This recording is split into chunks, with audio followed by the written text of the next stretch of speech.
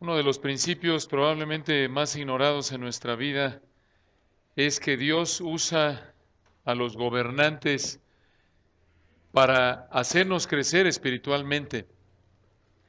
Aunque quizás no lo creas, ese funcionario público, ese policía, ese presidente, ese senado, esa Cámara de Diputados, sea por burocracia, sea por corrupción, sea aún cumpliendo sus funciones conforme a la ley, puede ser usado por Dios para hacerte crecer espiritualmente. Dios puede usar a un gobernante a cualquier nivel de gobierno, aún siendo un gobernante corrupto, para acercarte más a Él, para que tú dependas más de Él.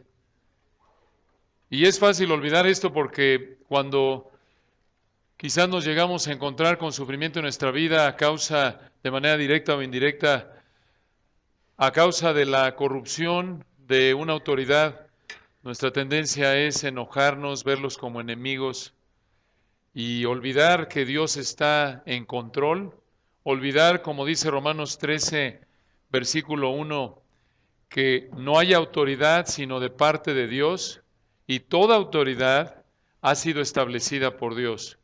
Es fácil olvidar, como nos dice Romanos también ahí en el capítulo 13, en el versículo 4, que los gobernantes son servidores de Dios. El presidente Peña Nieto, nuestro Congreso, nuestra Cámara de Diputados, todo funcionario público, magistrado, todo ministro de la Suprema Corte de Justicia de la Nación, todo policía es servidor de Dios. Dios lo colocó ahí.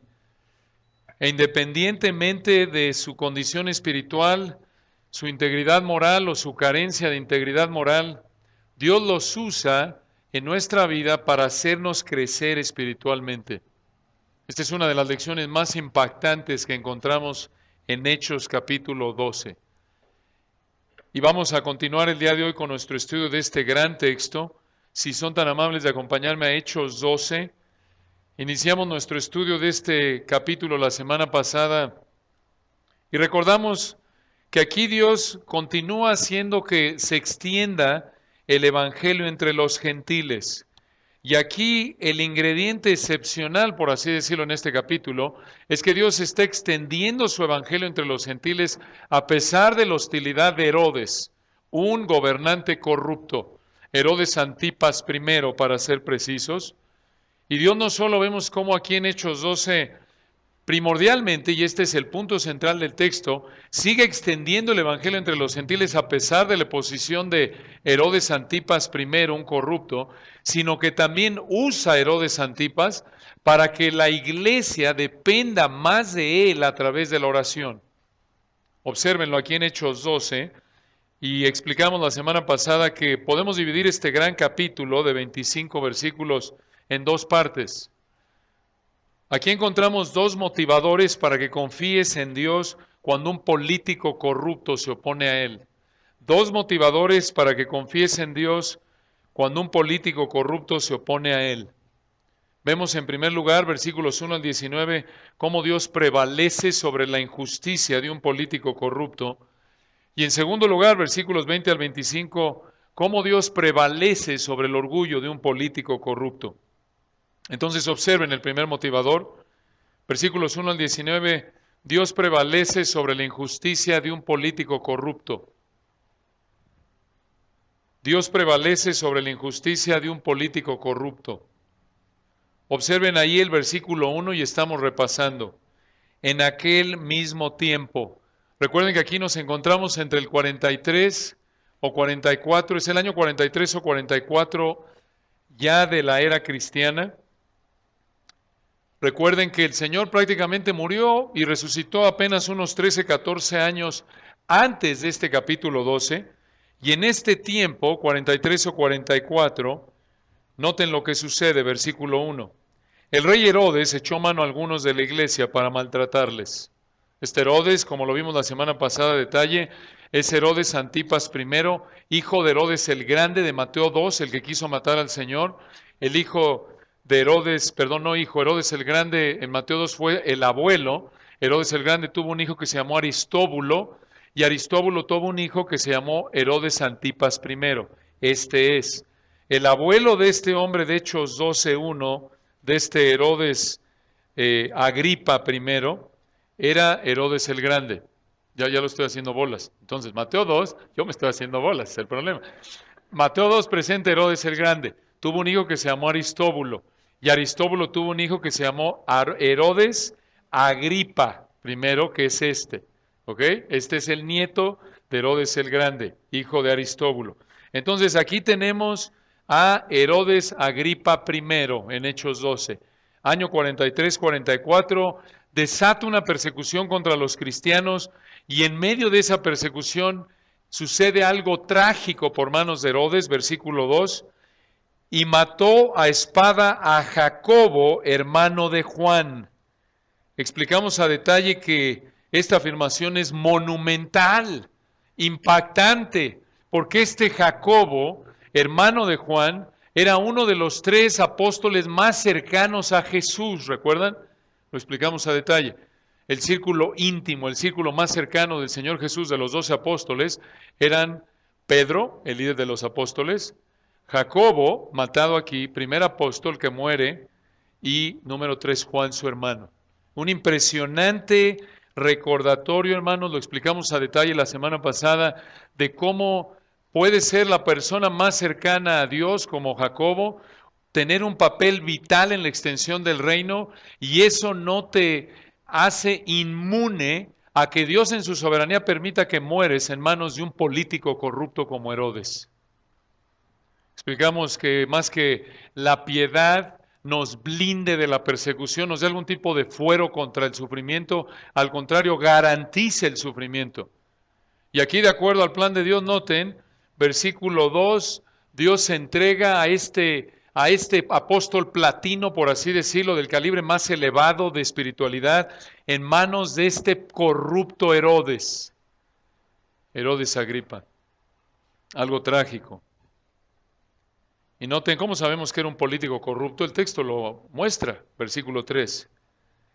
Y viendo que esto había agradado a los judíos, esto de haber matado a Jacobo, versículo 2, sigue hablando de Herodes, procedió a prender también a Pedro. Aquí está la razón por la que Herodes mató a Jacobo y desató esta persecución contra la iglesia. Porque agradó a los judíos. Políticamente esto le convenía a Herodes Agripa I, aquí en Hechos 12. ¿Por qué? Lo explicamos a detalle. Calígula, su amigo, lo había puesto ahí en el poder y como Calígula no lo quería el Imperio Romano, entonces esto hacía que por ende el mismo Herodes Agripa I, aquí de Hechos 12, tuviera una relación política débil con Roma. Y por ello, para mantenerse en el poder, tenía que fortalecer su relación con los judíos sobre quienes gobernaba. Entonces, esto muestra lo corrupto que era Herodes en el versículo 3, para quedar bien con los judíos, por razones políticas, no solo comete esta atrocidad en el versículo 2 de matar a Jacobo, en el 1 de desatar esta persecución contra los judíos, sino que además, versículo 3, comete esta injusticia de arrestar a Pedro. Hermanos, otra vez mencionamos esto al final del estudio pasado, muy importante este punto. Tienes aquí, no pierdan de vista esto es realmente fascinante. Habían muchos más discípulos, lo explicamos, muchos más apóstoles. Dios pudo haber permitido que Tomás o algún otro de los Felipe, algún otro de los discípulos no tan prominentes de los apóstoles, fuera matado, fuera encarcelado. Sin embargo, noten cómo Dios en su sabiduría, en su soberanía, permite que 2 de los discípulos más importantes, más allegados a Jesús, quienes probablemente habrían tenido una función estratégica en la iglesia, imagínense. Estos discípulos, Jacobo, Juan, lo explicamos, y Pedro, fueron los únicos que fueron con el Señor cuando Él resucitó a la hija de Jairo, ¿se acuerdan? Cuando estuvieron con Él en Getsemaní, cuando estuvieron en la transfiguración.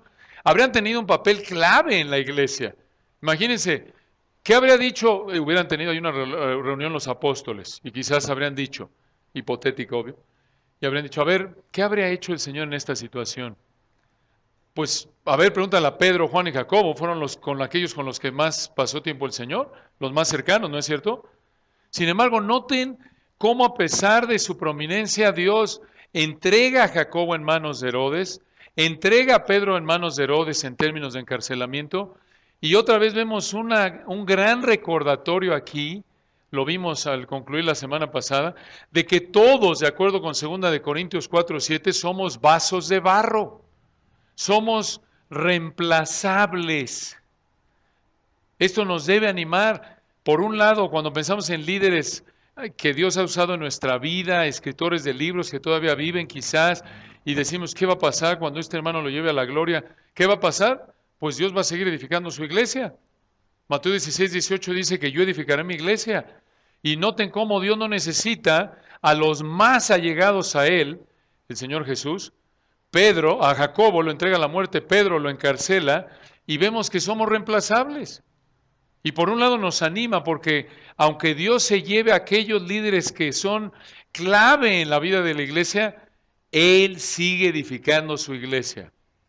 Y por otro lado, también esto nos pone los pies en la tierra, nos debe ayudar a poner los pies en la tierra de no sentirnos irreemplazables. ¿No es cierto? Si Dios se quiso llevar a Jacobo, que era un apóstol tan prominente, ¿y nosotros qué somos? ¿No es cierto? Se lo llevó y la iglesia siguió, nosotros menos, ¿no? Nos necesita, obvio, Dios no necesita a nadie, como lo estamos viendo aquí. Un recordatorio que se enseña a lo largo de las Escrituras. Entonces, él busca quedar bien con los judíos y Herodes mata a Jacobo, encarcela a Pedro.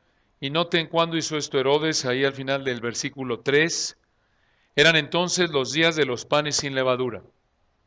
Ya vimos ahí en el 12:1, en aquel mismo tiempo se refiere al 43-44, pero aquí nos da una fecha aún más específica, los días de los panes sin levadura. ¿Cuándo se celebraba la fiesta de los panes sin levadura? ¿Recuerdan? En el mes de Nisan, marzo, abril. Nisan es el término judío, marzo, abril de nuestro calendario. La Pascua, recuerdan, se celebraba al atardecer del día 14 de Nisan, hasta la puesta del sol al siguiente día, del 15. Y del 15 al 21 de Nisan se celebraba la fiesta de los panes sin levadura. Ahora recuerden que, de acuerdo con Éxodo 23:15, esta fiesta conmemoraba la salida de Israel, ¿de dónde? De Egipto.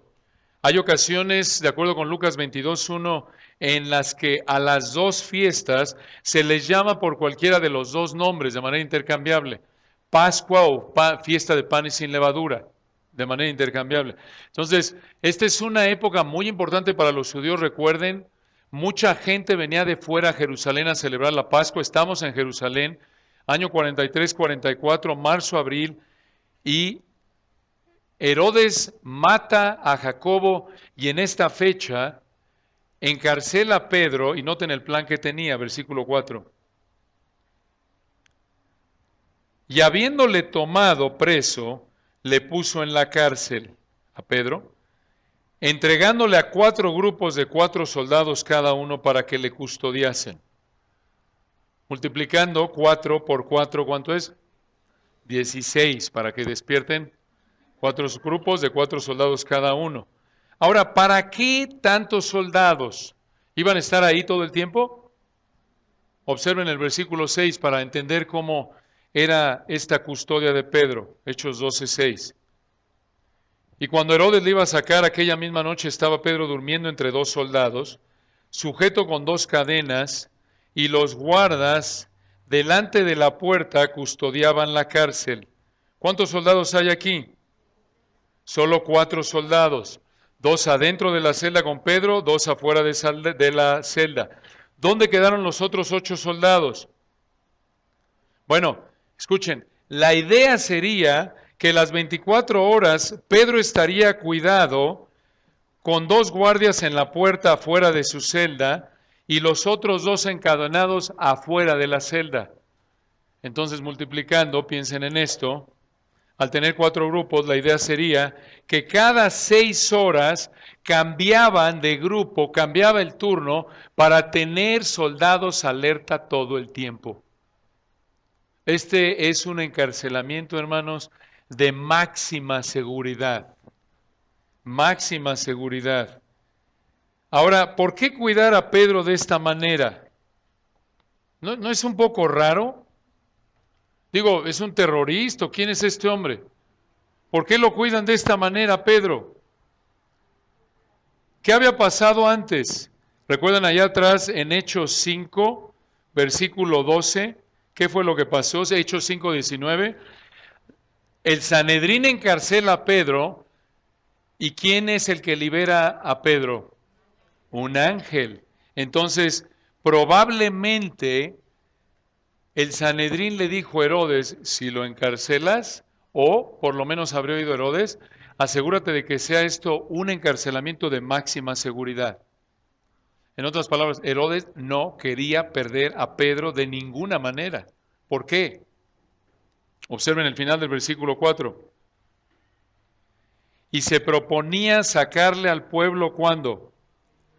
Después de la Pascua. Por lo que vimos que le hizo a Jacobo, parece que la idea era que una vez que terminara esta celebración de la Pascua, los panes sin levadura, entonces Herodes entregaría a Pedro a los judíos, ¿para qué? Para que lo mataran. Nada más que no lo quiso hacer durante la fiesta de los panes sin levadura, porque esto habría ofendido a los judíos. Y obviamente este es una hipocresía, es un juego político. Es como el Señor Jesús, ¿se acuerdan? El Sanedrín no quería matarlo durante la Pascua. Ese no era su plan, porque querían quedar bien con el pueblo. Sin embargo, en el plan de Dios fue en la Pascua que el Señor Jesús iba a morir. Entonces, versículo 5 resume la situación de Pedro, observen. Así que Pedro estaba custodiado en la cárcel. Desde el punto de vista humano, no tenía salida, lo acabamos de ver.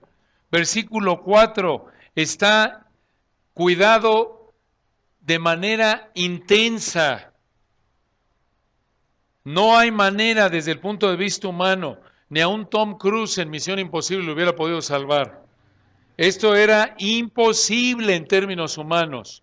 Sin embargo, noten versículo 5 al final, pero la iglesia hacía, ¿qué cosa? Sin cesar oración a Dios por él. Esa palabra sin cesar es muy importante. Es la palabra griega ektenos, con K se puede traducir o escribir ektenos. Quiere decir perseverante, fervoroso, constante. Observen cómo se usa la misma palabra en Lucas 22, 44, si me acompañan. Lucas 22, 44. Y aquí estamos en Getsemaní.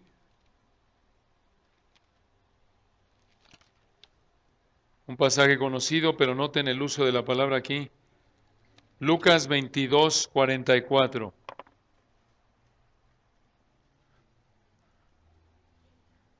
Obsérvenlo. Dice este gran texto. La situación es terrible para nuestro Señor ahí en Getsemaní, en términos, recuerdan, de lucha. La situación es tal que pudo haber muerto de tristeza en ese momento. Lo vimos en Mateo 26 a detalle. Dijo, mi alma está triste hasta la muerte. Pudo haber muerto de tristeza en ese momento por el prospecto de la cruz, en donde Dios iba a derramar la furia de su ira contra el pecado que él iba a llevar. Esto sucedió, recuerdan, las últimas 3 horas de la crucifixión, cuando se oscurece todo de manera sobrenatural en la tierra, y de 12 del mediodía a las 3 de la tarde, el Señor dice, Dios mío, ¿qué? ¿Por qué me has desamparado? Y ahí Dios está desatando la totalidad de la furia de su ira contra el pecado que el Hijo estaba llevando. Y el Hijo, esto era lo que más temía, volverse objeto de la ira de Dios. Y por eso la tristeza es tal que pudo haber muerto de la tristeza, de acuerdo con Mateo 26. Y por ello noten Lucas 26, 42, Lucas 22, 42. Él dice, Padre, si quieres pasa de mí esta copa. Noten él, si hubiera alguna otra manera de cumplir el plan de redención, que no fuera beber de la copa de la ira de Dios ahí en la cruz, si hubiera otra manera, el Hijo estaba dispuesto a hacerlo. Pero noten su sumisión perfecta, versículo 42. Pero no se haga mi voluntad, sino que la tuya. Era tal lo que estaba viviendo el Señor que versículo 43, se le apareció un ángel del cielo, ¿para qué? Para fortalecerle. Noten la gracia de Dios. No le quitó la copa, pero lo fortaleció para beber la copa. Y noten versículo 44. Y estando en agonía, ya vimos, es una agonía intensa, al grado que el Padre le manda un ángel. Estando en agonía, y aquí está la palabra, oraba ektenos, más intensamente, misma palabra griega que en Reina Valera 60 se traduce Hechos 12:5, la iglesia hacía sin cesar, hacía oración a Dios más intensamente, usando la palabra aquí traducida en Hechos 22:44. Él oraba ektenos, más intensamente. Noten, era tal su agonía que al final del 44, y era su sudor como grandes gotas de sangre que caían hasta la tierra. Tal es la presión que está viviendo el Señor, que los capilares se rompen y los capilares que están abajo de la piel y se mezcla el sudor con sangre por la tremenda presión que está enfrentando en ese momento la agonía. Entonces, esa palabra más intensamente les da la idea de lo entregado, de el fervor con el que está orando la iglesia, de regreso en Hechos 12:5, cuando Pedro nos dice, Hechos 12:5, así que Pedro estaba custodiado en la cárcel, ¿pero qué? La iglesia hacía sin cesar oración a Dios por él. Hermanos, noten qué verdad hay aquí. ¿Quién encarceló a Pedro? Herodes. ¿Herodes era un hombre de Dios? No, era un corrupto. Y Dios usa a Herodes aquí para encarcelar a Pedro y para poner de rodillas a la iglesia, para llevar a la iglesia a depender más de Dios en oración. Aquí hay una gran verdad. Y noten, se reitera allí en Primera de Pedro, acompáñenme por un momento. Primera de Pedro. Recuerden que Pedro le escribe aquí a cristianos que están siendo perseguidos por culpa del corrupto Nerón, uno de los emperadores romanos más corruptos que han existido en la historia. Y claro, esto está documentado históricamente. Nerón incendió Roma y culpó a los cristianos, y Roma se volcó contra los cristianos, y obvio se esparció la persecución por todo el imperio, como lo están estudiando ahí con Noris los miércoles, las hermanas en la mañana. Y Pedro, noten lo que dice, le está escribiendo a cristianos. 1 Pedro 1:3, noten el contexto. 1 Pedro 1:3, bendito el Dios y Padre de nuestro Señor Jesucristo, que según su grande misericordia nos hizo renacer para una esperanza viva por la resurrección de Jesucristo de los muertos. Entonces, son cristianos a quien le escribe. Muy bien, pero estos cristianos, noten versículo 11, están sufriendo. Ahí en el capítulo 1, noten versículo 7, 6, 1 Pedro 1:6, en lo cual vosotros os alegráis, aunque ahora por un poco de tiempo, si es necesario, tengáis que ser afligidos en diversas, ¿qué? Pruebas, aflicciones, para que sometida a prueba vuestra fe, etcétera. Están sufriendo. Allá adelante en el capítulo, noten, capítulo 2. A pesar de que están sufriendo por culpa, desde el punto de vista humano, de la corrupción de Nerón, Pedro les dice en 1 Pedro 2:13, 1 Pedro 2:13, por causa del Señor someteos a toda institución humana, ya sea al rey como a superior, ya a los gobernadores como por él enviados. Versículo 17, 1 Pedro 2:17, honrad a todos, amad a los hermanos, temed a Dios. ¿Honrad a quién? Al rey. ¿Quién era el rey para los destinatarios de 1 Pedro? Nerón. Nerón, honrar a ese corrupto por culpa del cual los cristianos están sufriendo. Sí, es lo que dice Pedro. Están sufriendo. Y noten, allá adelante en el capítulo 5:6, en medio de ese sufrimiento que los cristianos a quienes Pedro escribe, les dice Pedro, aunque él sabe que están sufriendo por culpa de este corrupto Nerón, 1 Pedro 5:6, humillaos pues bajo la poderosa mano de Dios, esto es, sométanse a lo que Dios traiga a su vida dentro de su soberanía. Debido a que Dios es soberano y controla todo en tu vida, Pedro les dice, y esto es para nosotros también, sométete a lo que Dios traiga en tu vida, aun cuando sufres por culpa de un gobernante corrupto. Aun cuando por la corrupción de un gobernante pierdes dinero o te asaltan. Sométete a lo que Dios trae en tu vida, versículo 6, para que Él os exalte cuando fuere tiempo. Y noten versículo 7, echando toda vuestra ansiedad sobre Él, porque Él tiene cuidado de vosotros. ¿Cómo echas tu ansiedad sobre Dios? Cuando estás enfrentando ese sufrimiento, y aquí en el contexto de Pedro, causado quizás por culpa de un gobernante corrupto. ¿Cómo? A través de la oración. Y esto es exactamente lo que pasó con la iglesia en Hechos 12, ¿no es cierto? Dios usa a Herodes para llevar a la iglesia a depender más de él a través de la oración. Y Pedro escribe unos 20 años después, aquí ya es alrededor del 64, cuando escribe Pedro, y Pedro probablemente tiene en mente lo que vivió ahí encarcelado y cómo Dios usó a Herodes para llevar a la iglesia a orar por él. Y noten versículo 10. Mas el Dios de toda gracia, que nos llamó a su gloria eterna en Jesucristo, después que hayáis padecido, ¿qué? Por un poco de tiempo. Y Pedro otra vez le está diciendo, después de que hayan sufrido por un poco de tiempo, y sabemos en el contexto histórico que este padecimiento es por culpa de un gobernante corrupto. No pierdan de vista eso.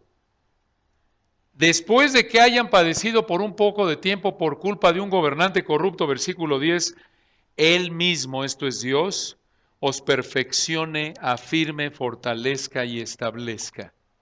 ¡Qué verdad! ¿Qué está diciendo Pedro? Que Dios va a usar el sufrimiento en el que colocó a los cristianos de primera de Pedro, ese sufrimiento traído desde el punto de vista humano por Nerón el corrupto, y va a usar ese sufrimiento causado por Nerón el corrupto para hacer crecer espiritualmente a esos cristianos, para afirmarlos, fortalecerlos, establecerlos, perfeccionarlos. ¿Se dan cuenta de esta verdad? Entonces, cuando te sacan dinero porque te lleva un policía corrupto al corralón y todo lo que te causa el dolor que trae a tu vida, eso eres objeto de un robo, un asalto, desde el punto de vista humano, por causa de policías corruptos que no ejercen su deber, ese sufrimiento en el que estás, que Dios en su soberanía trae a tu vida, Pedro dice, sométete, clama a Dios. Y eso Dios lo usa para mantenerte como en dependencia de Él a través de la oración. Y Dios lo usa para perfeccionarte, en 1 Pedro 5:10, para afirmarte, para fortalecerte, para establecerte. Obviamente no queremos ninguno de nosotros ser santificados de esa manera, ¿verdad? No nos gusta a ninguno de nosotros ser robados, ser objeto de extorsión, ser objeto de algún otro problema ahí, sufrir por causa de un gobierno corrupto, ¿no es cierto? Sin embargo, esto es lo que pasó en Hechos 12. Dios usa a Herodes, regresando a Hechos capítulo 12, para llevar a Pedro a la cárcel, versículo 5, pero la iglesia sea de manera intensa, perseverante, fervorosa, oración a Dios por él. Qué gran verdad, ¿no es cierto? No olvides que aún atrás de ese sufrimiento que puedas vivir el día de hoy, quizás causado de manera directa o indirecta desde el punto de vista humano por culpa de un gobierno corrupto, Dios lo está permitiendo para llevarte a un punto de mayor dependencia de Él a través de la oración, para hacerte crecer espiritualmente. Entonces, no olvides que los gobernantes, independientemente de su falta o realidad de integridad moral en su vida, son herramientas que Dios usa para tu santificación, para que crezcas espiritualmente. Y noten en versículo 6, ahí en Hechos 12, Pedro está en la cárcel, versículo 5. Pedro está custodiado en la cárcel, ya lo vimos, por este grupo de soldados. Herodes está pensando sacarle después de la Pascua para matarlo. No hay manera humanamente hablando de sacarlo de aquí, versículo 5, pero la iglesia hacía sin cesar oración a Dios por él. Y noten del versículo 6 al 19 cómo Dios en su gracia responde la oración de la iglesia. Hechos 12:6. Y cuando Herodes le iba a sacar, Lo vimos en el versículo 4. Herodes ya lo va a sacar porque ya terminaron las festividades de la Pascua. No sabemos cuánto tiempo estuvo Pedro ahí encarcelado. Lo único que nos dice, ya lo vimos ahí en el 12, versículo 2 al final, que cuando Pedro es prendido eran los días de los panes sin levadura, unos 7 días aproximadamente. No sabemos si fue al principio, al final, a la mitad. Estuvo 3 días, 2 días, 5 días Pedro en la cárcel, no sabemos, pero estuvo ahí varios días y llega ya la noche previa a su ejecución, probablemente aquí. Y versículo 6, cuando Herodes le iba a sacar, aquella misma noche estaba Pedro durmiendo entre 2 soldados, sujeto con 2 cadenas, y los guardas delante de la puerta custodiaban la cárcel. Hermanos, desde el punto de vista humano era imposible, es el punto del texto, que él saliera de esto. No hay manera. Estos son soldados profesionales, alerta, recuerden, están cambiando la guardia cada 6 horas. Entonces, nada que está ahí quedándose dormido, como en nuestra casa, algunos de ustedes, hay un guardia y uno llega ya a las 11 de la noche y según esto muy resguardado, llega y uno piensa que le va a abrir la puerta y llega y 5 minutos, hay que cambio de luces, toca el claxon, hay que bajarse a despertar al guardia. ¿Y cuál guardia? Ya murió ahí, hay que cuidar al guardia porque el pobre está dormido ahí. Pero estos son soldados profesionales y cada 6 horas se cambia la guardia para que esto no pase. Versículo 7, noten, esa noche, previa a su ejecución probable, he aquí, versículo 7, que se presentó un ángel del Señor y una luz resplandeció en la cárcel y tocando a Pedro en el costado, le despertó diciendo, levántate pronto, y las cadenas se le cayeron de las manos. Hermanos, está dormido Pedro. Y algunos de ustedes el ángel los habría tenido que cargar de lo profundo que duermen probablemente. Pero está dormido. Lo despierta y de nuevo noten, obviamente esto es absolutamente milagroso. El hecho, noten, de que los soldados no vieran la luz ni oyeran las cadenas caer, apunta que probablemente Dios los hizo caer en un sueño bastante profundo, sobrenatural. Y por cierto, Dios puede hacer eso. Acompáñenme allá primero de Samuel 26:12 para darles un ejemplo. Primero de Samuel, allá atrás, 26:12.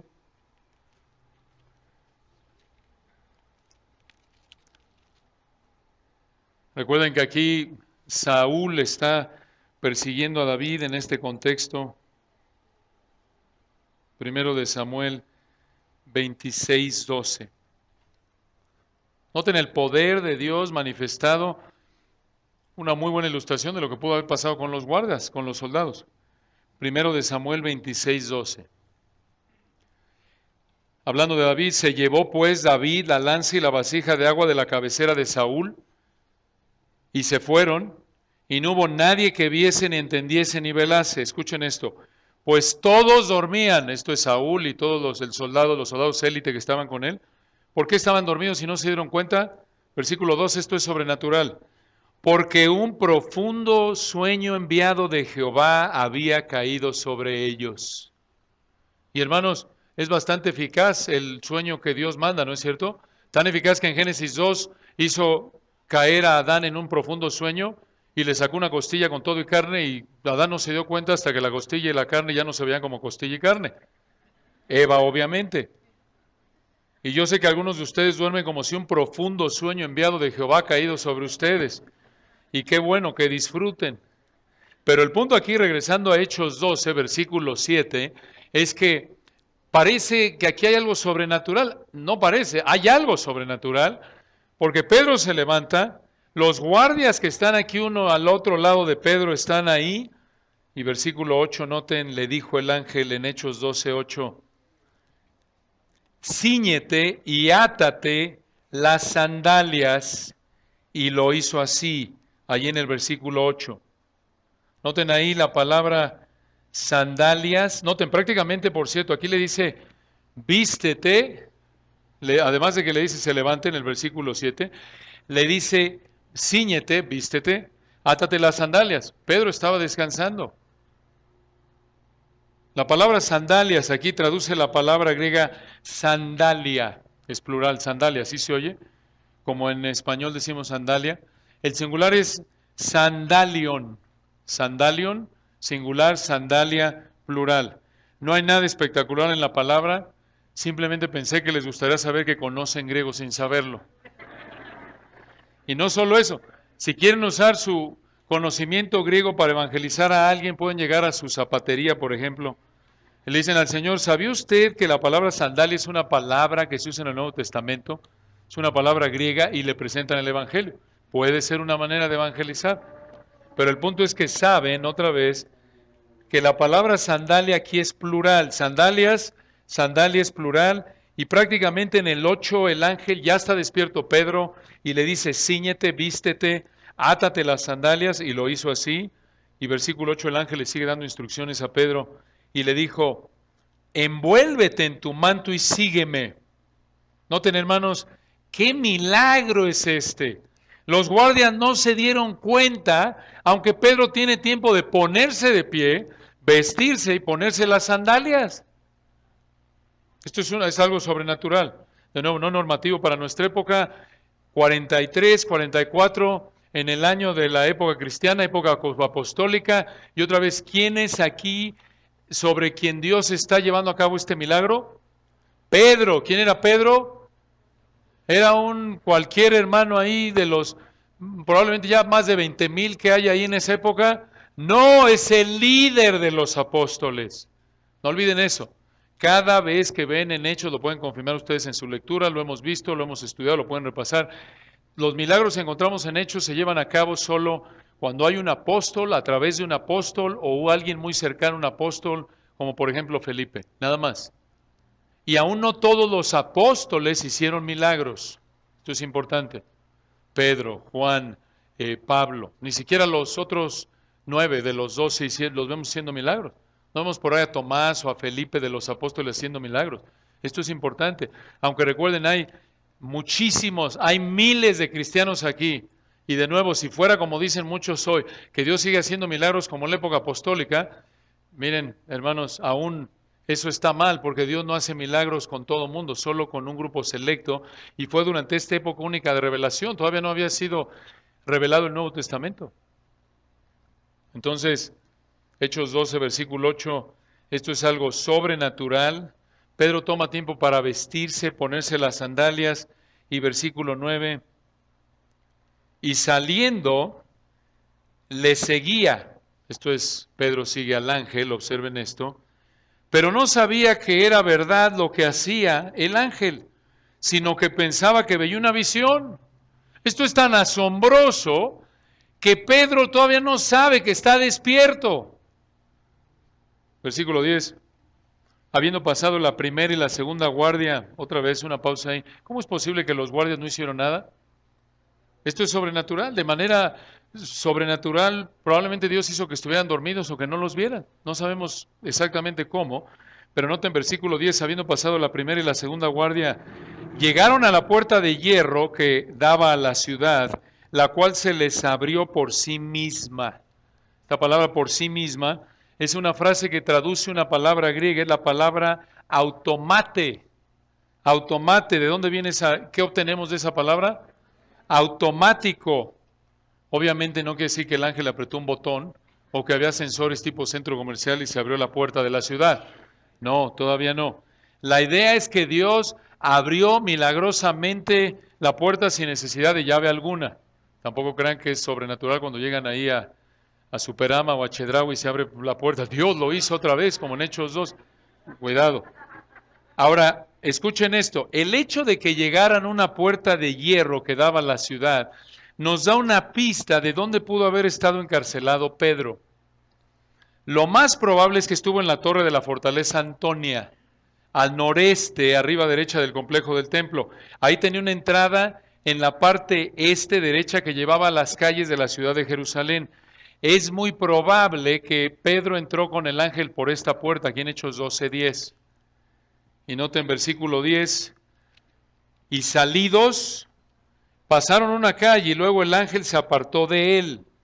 Versículo 11, entonces Pedro volviendo en sí dijo, Ahora entiendo verdaderamente que el Señor ha enviado su ángel y me ha librado de la mano de Herodes y de todo lo que el pueblo de los judíos esperaba.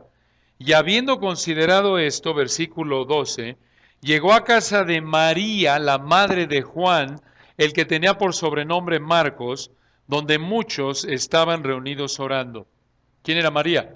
De acuerdo con Colosenses 4:10, fue la tía de Bernabé. Su hijo aquí mencionado en el versículo 12 era Juan Marcos, quien también de acuerdo con Colosenses 4:10 fue primo de Bernabé. Un hombre grandemente usado por Dios, Marcos, aunque abandonó a Bernabé y a Pablo, lo veremos más adelante en un viaje en Hechos 13:13. Estuvo con Pablo en Roma, de acuerdo con Filemón 24, y fue alguien que ayudó mucho a Pablo al final de su vida, allí en 2 de Timoteo 4:11.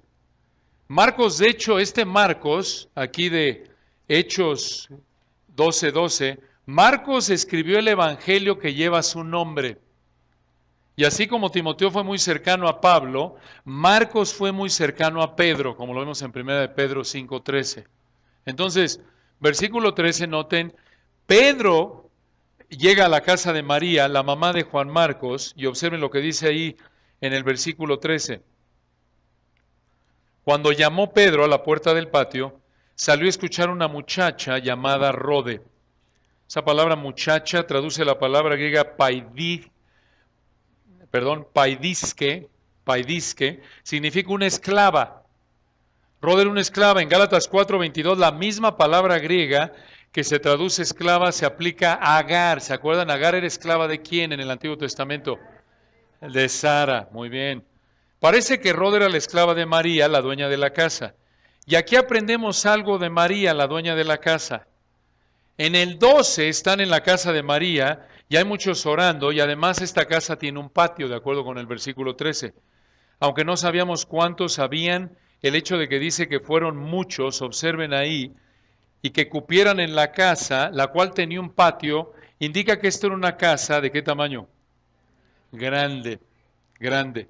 Esto muestra que María fue una mujer que tenía cierta posición económica, tenía dinero y no vendió todo lo que tenía, como lo estudiamos en Hechos 4, acompáñenme ahí. Esto lo vimos en Hechos 4 a detalle, pero regresen ahí para repasar esta idea errónea que muchos tienen que en la primera iglesia era una especie de comunismo y todo el mundo vendió todo lo que tenía y todo el mundo vivía igual. No. Hechos 4:32. Y la multitud de los que habían creído era de un corazón y un alma, y ninguno desea ser suyo propio nada de lo que poseía, sino que tenían todas las cosas en común. Versículo 33, y con gran poder los apóstoles daban testimonio de la resurrección del Señor Jesús, y abundante gracia era sobre todos ellos. Versículo 34, así que no había entre ellos ningún necesitado, porque todos los que poseían heredades o casas las vendían y traían el precio de lo vendido. Y regresando a Hechos 12, vemos una mujer que no vendió su casa, Hechos 12, versículo 13, sino que, otra vez, usó lo que tenía ¿para qué? Para servir a la iglesia. Esa es la idea, esa es la actitud. Eso es lo que debemos imitar. Como lo explicamos en Hechos 4, esta es una gran ilustración de usar lo que Dios nos da para servir a los hermanos. Disfruta lo que Dios te da, pero también eres generoso y ayudas conforme a tu capacidad. Como dice 1 Timoteo 6:17. Recuerdan, a los ricos de este siglo manda que no sean altivos, ni pongan la esperanza en las riquezas, las cuales son inciertas, sino en el Dios vivo, el cual nos da todas las cosas en abundancia para que las disfrutemos, las disfrutas, pero que hagan bien, que sean dadivosos, generosos, etc. Esa es la idea. Ahora observen lo que hizo Rode, versículo 14. La cual, cuando reconoció la voz de Pedro, de gozo no abrió la puerta, sino que corriendo adentro, dio la nueva de que Pedro estaba a la puerta. Versículo, noten, está tan sorprendida que ni siquiera le abre a Pedro, lo dejó afuera. Versículo 15, ellos le dijeron, estás loca. Ellos tampoco de fe muy fuerte, ¿eh? No puede ser, dice, pero ¿cómo se va a salir de la de la cárcel, ahí bajo Herodes. Versículo 15, pero ella aseguraba que así era. Entonces ellos decían, es su ángel. Muy buena teología, bastante mala. ¿Por qué dijeron ellos que era ángel de Pedro? Porque son judíos y sus tradiciones vuelven a salir a flote. Los judíos creían que cada persona tenía su ángel guardián, que en ocasiones se podía ver como la persona a la que cuidaba. Y aunque la Biblia no enseña esto, ellos de manera supersticiosa lo inventaron y se volvió una tradición judía. Lo vemos en escritos judíos extrabíblicos como Tobit 5, 4 al 16. Entonces, ellos aquí están hablando en base a sus tradiciones no bíblicas, pero el punto es que no le creen a Rode que Pedro está allá afuera. Y noten versículo 16, Pedro, imagínense ahí, no deja de tocar. Versículo 16, mas Pedro persistía en llamar, y cuando abrieron y le vieron se quedaron atónitos.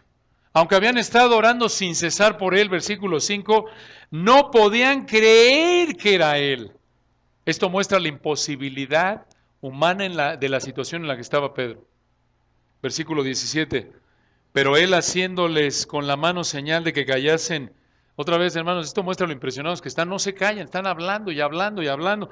Pedro los tiene que callar. Y versículo 17, les contó cómo el Señor le había sacado de la cárcel, todo lo que pasó con el ángel y demás. Y les dijo, haced saber esto a Jacobo, quien ya se habrá convertido en el líder de la iglesia de Jerusalén, el medio hermano del Señor. Lo vemos en Hechos 15, 14. Y Pedro les dice, haced saber esto a Jacobo, de que ya salí, y a los hermanos, probablemente los ancianos en Jerusalén, y salió y se fue a otro lugar, no sabemos a dónde. ¿Por qué se fue a otro lugar? Probablemente para protegerlos, porque sabía que Herodes no iba a estar nada contento. Probablemente, versículo 18, luego que fue de día no hubo poco alboroto entre los soldados sobre qué había sido de Pedro. En otras palabras, no tenían ni idea de lo que había pasado. Indica de nuevo que esto fue algo sobrenatural, un verdadero milagro. Hermanos, estos no son ahí unas personas que contrataron ahí para cuidar sin preparación. Estos son soldados profesionales, probablemente soldados élite, porque obviamente Herodes habría tenido acceso a los mejores soldados a su cargo. Noten en versículo 19, obviamente Herodes no quedó contento con esto, y concluye aquí este gran texto, mas Herodes, habiéndole buscado sin hallarle, después de interrogar a los guardas, ordenó llevarlos a la muerte. Después descendió de Judea a Cesarea y se quedó allí. ¿Por qué los mandó matar? Porque el código romano de Justiniano, en la sección 944, establecía que si eras soldado y se te escapaba el criminal al que estabas cuidando, pagabas con tu vida. Funcionaría bien, ¿no? Si hubiera este código en algunos países en ciertas épocas. Ah, sí, te roban o se te va el ladrón, vas tú. Imagínense, esto pondría una presión enorme en los soldados. Por eso cuando el carcelero de Filipos en Hechos 16, 27, lo veremos, recuerdan, ve que se le escaparon los soldados, estaba ahí Pablo, ya se iba a matar. Y Pablo le dice, no, aquí estamos. ¿Se acuerdan? Y le predica el evangelio y se arrepintió y creyó. Noten, hermanos, qué gran texto, qué principio, qué ánimo para recordar que cuando Dios te coloca en situaciones de sufrimiento usando instrumentos humanos como gobernantes corruptos, estás ahí para depender más de Él a través de la oración. Te perfecciona a través de esto. Y obviamente aquí vemos, regresen al versículo 5, una lección secundaria pero muy importante. Así que Pedro estaba custodiado en la cárcel, pero la iglesia hacía sin cesar oración a Dios por él. Versículos 6 al 19 vemos cómo Dios en su gracia respondió esas oraciones liberando a Pedro mediante el ángel que envió. Y de nuevo, aunque Dios como norma ya no libera, ya no responde de esta manera milagrosa, podemos y debemos orar fielmente por hermanos en necesidad y de acuerdo con su voluntad perfecta, en su sabiduría y soberanía Dios puede responder a las oraciones, concedernos lo que pedimos conforme caminamos en obediencia y recordamos que Dios es el que finalmente va a hacer su voluntad y debemos someternos a ella. Pero esto nos debe motivar. Ves hermanos con necesidad seria, ora por ellos, ora por ellos. Dios está atento a tus oraciones, de acuerdo con el Salmo 34, 15 al 17. Dios siempre responde conforme a su voluntad. Primera de Juan 5, 14. Dios siempre responde a las oraciones de sus hijos obedientes conforme a su voluntad. Recuerda Santiago 5, la oración eficaz del justo que puede mucho. Santiago 5, 13 al 18. Entonces, Dios usó la corrupción de Herodes para matar a Jacobo, para llevarlo a la gloria en el versículo 3 y para encarcelar a Pedro, y al tener a Pedro en la cárcel, ejerció una presión sobre la iglesia, la cual llevó a la iglesia a depender más de Dios a través de la oración. Entonces, no olvides, cuando sufres debido, desde el punto de vista humano, a una situación de corrupción en el gobierno, recuerda que Dios está en control y que como los repartimientos de las aguas, como dice Proverbios 21:1, así está el corazón del rey en la mano de Jehová, a todo lo que quiere lo inclina. Y Dios, aunque nunca aprueba ni es el que causa el pecado de los gobernantes corruptos, los usa para su gloria, para cumplir sus propósitos soberanos y para hacer que sus hijos dependan más de Él, crezcan espiritualmente, se fortalezcan espiritualmente. Oremos para terminar. Padre, gracias por este gran texto, estas grandes verdades que nos humillan. Ayúdanos, Padre, a examinar nuestra vida. Tú conoces nuestra propensidad, nuestra tendencia pecaminosa automática a quejarnos, a ver como enemigos hostiles y hasta odiar pecaminosamente a nuestras autoridades cuando sufrimos por quizás alguna negligencia, algún acto de corrupción. Tú conoces nuestra tendencia humana, somos tan miopes, olvidamos de una manera tan fácil el ver la vida desde la perspectiva de tu soberanía y la eternidad. Ayúdanos, Padre, a pensar conforme a tu palabra, a actuar conforme a tu palabra, a enseñar a nuestras familias a pensar conforme a tu palabra y que no veamos como otra vez enemigos, sino recordemos que son un campo misionero, instrumentos tuyos, gobernantes corruptos al nivel que sea, que los veamos con compasión, recordando que es solo por tu gracia, que no estamos en su situación y que tú los usas como usaste a Nerón, como usaste a Herodes, para santificar a tu iglesia. Gracias, Señor, por este tiempo, por esta amada iglesia. Oramos, nos guardes a lo largo de la semana en tu palabra. Bendigas las actividades de mis hermanos en su trabajo, donde quiera que esté en hogar, y nos permitas reunirnos de nuevo el próximo domingo en Cristo Jesús. Amén.